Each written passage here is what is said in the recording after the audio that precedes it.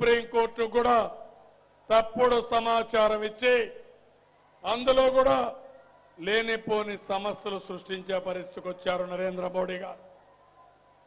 ఇవన్నీ చూసిన తర్వాత నాకు అనిపించింది ప్రజాస్వామ్య అనివార్యంగా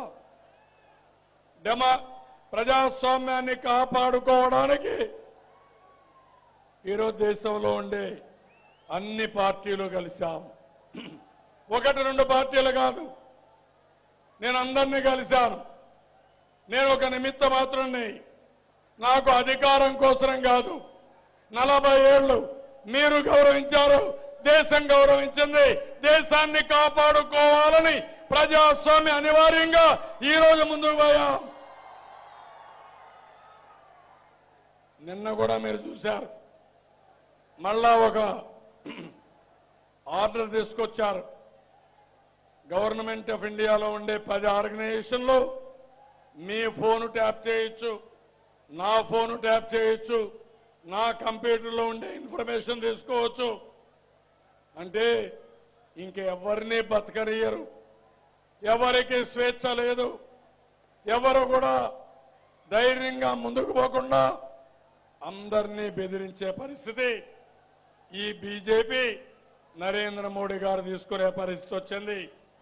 అందుకని ఈరోజు మీరు ఆలోచిస్తే డెమోక్రటిక్ కంపల్షన్ కింద దేశంలో ఉండే అన్ని పార్టీల్ని ఏకం చేసి మన రాష్ట్రానికి, ఈ దేశానికి న్యాయం చేయడం కోసం నేను ముందుకు పోతున్నా.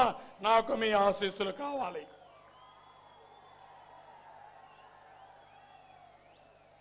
ప్రజాస్వామ్యం చాలా విలువైంది. ఈరోజు ఎక్కడున్నాం, మీరు నన్ను విమర్శించవచ్చు,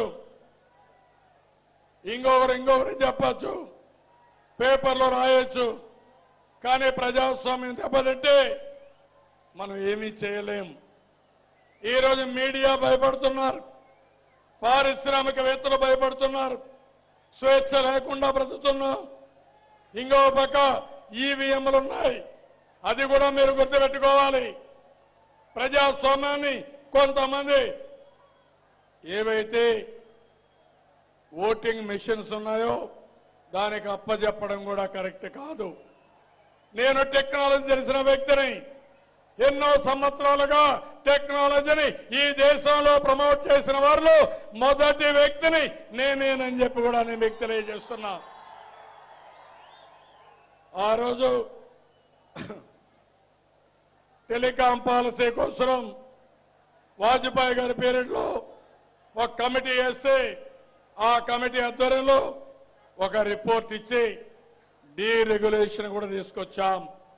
దీనిపైన చర్చ జరగాలి. ఏవైతే ఈవీఎం మిషన్లు ఉన్నాయో దీనివల్ల ప్రజలు ఎవరు ఓటు వేశారో తెలియదు. వేసిన తర్వాత మన ఓటు మనం అనుకున్న అభ్యర్థికి పోయిందా లేదా మనం చూసే పరిస్థితి లేదు.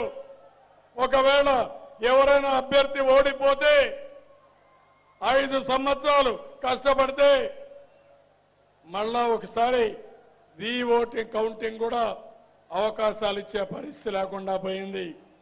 నేను అపోజిషన్ లో ఉన్నప్పుడు గట్టిగా పోరాడాం. ఆ రోజే మీరు చూశారు, ఆ రోజే వీవీప్యాట్లు తీసుకొచ్చాం. అంటే ఎలక్ట్రానిక్ ఓటింగ్ మెషిన్ లో ఒక ప్రింటింగ్ ఇది పెట్టి మనం చూసే విధానం తీసుకొచ్చాం. కానీ అది కూడా సరిగా పనిచేయడం లేదు, సరిగా కనపడదు. అందుకనే ప్రజలందరూ అప్రమత్తంగా ఉండాలి, ప్రజాస్వామ్యాన్ని కాపాడుకోవాలి.